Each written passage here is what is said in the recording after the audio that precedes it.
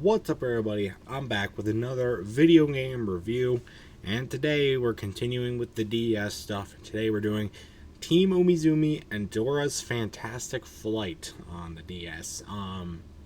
Yeah, I'll get to it in a minute, but first, credit to Like and Miffery. Thank you for letting me borrow this one, as well, and let me play it. So, anyway, this is a weird game, so let's just jump right into it, shall we? First off, yeah, you're right. You heard it right. Team Umizoomi and Dora got a collab game together. Yeah. Now, I don't know how wild that might seem to some people out there, but as someone who watched both the shows when I was younger, that's a wild crossover because it just feels like they would never cross over in a million years. I don't think they ever attempted to do a crossover between them in any semblance at all. So the fact that they did one for a video game on the DS, wow, holy moly. Anyway, now, after you get past all that, then you play the game. So, trying to hold back a sneeze, guys. That's why I keep... There we go. You can talk about the mechanics of this game. First off, why are there like 100 different ways to jump?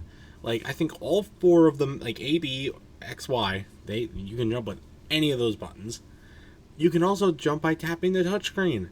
We get it. There's a lot of different ways to jump. Were you really just running out of utilization ideas for the buttons?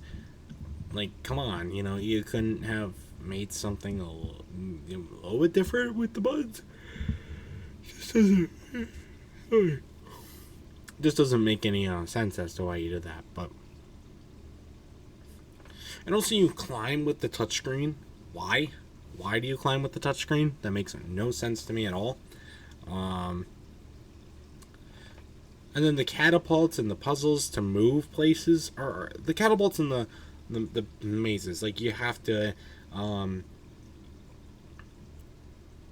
get in a catapult, it'll launch you someplace, or you get to build a vehicle that will then that takes you through part of the level. You build a car, you build a boat, I think.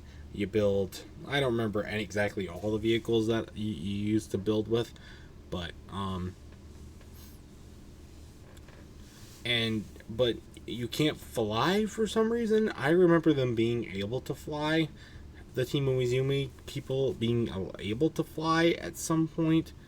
And they just can't in this game, which is weird. I don't understand why they would take away that. I know they probably wanted to level down with Dora.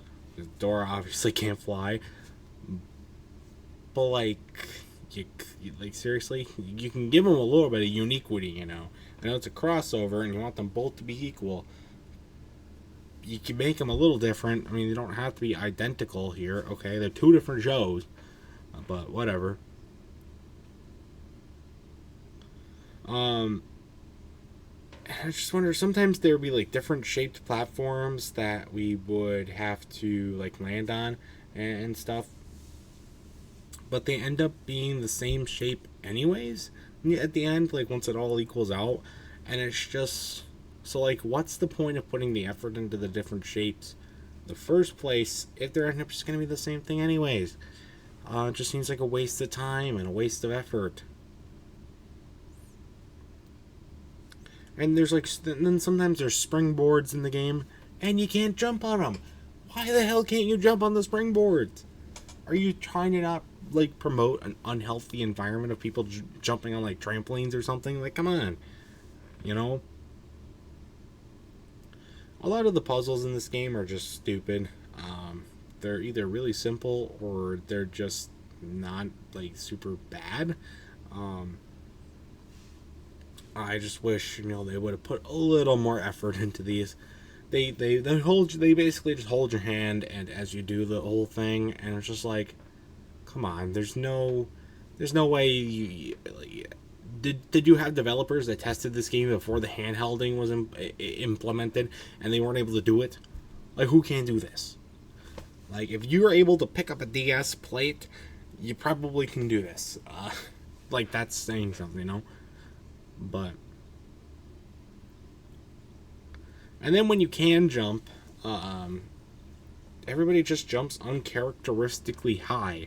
Some just go flying into the air, and just like, okay, why? Like, they have so many rules that they implement, and then you implement something like this. It just makes absolutely zero sense why they did that. And then the door that has to be unlocked with like the animal keys, that works so horribly.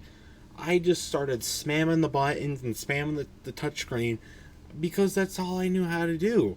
I was clicking the correct thing and it just wouldn't work. I don't know how they made something so flawed. This definitely did not get past the beta level testing, and they just said, "All right, cool, put it in. We need to rush this out because parents will buy it for $40." Like, holy crap! Like, you can't make something a little bit more functional, just a little bit, please. But I guess that sums up this game as a whole. I mean, it's just another one of those cheap, licensed knockoff Nickelodeon or character games that came out during the height of the popularity for Team Umizoomi, and they put Dora in as well for whatever fucking reason, so that they could sell it for $40-$50 and people will buy it because kids want to beg their parents for anything. So, but that does not mean it's a good game. My final score for Team Umizoomi and Dora's Fantastic Flight, probably going to have to give it a 5 out of 10. I did not like this game at all, but there you have it. But that's gonna do it for this review. If you've ever played this game, I'd love to know your thoughts about it in the comment section down below. And that's gonna do it for this video. Stay tuned for much more amazing content, including more video game reviews and other awesome stuff. Until next time, I will see you guys later. Goodbye.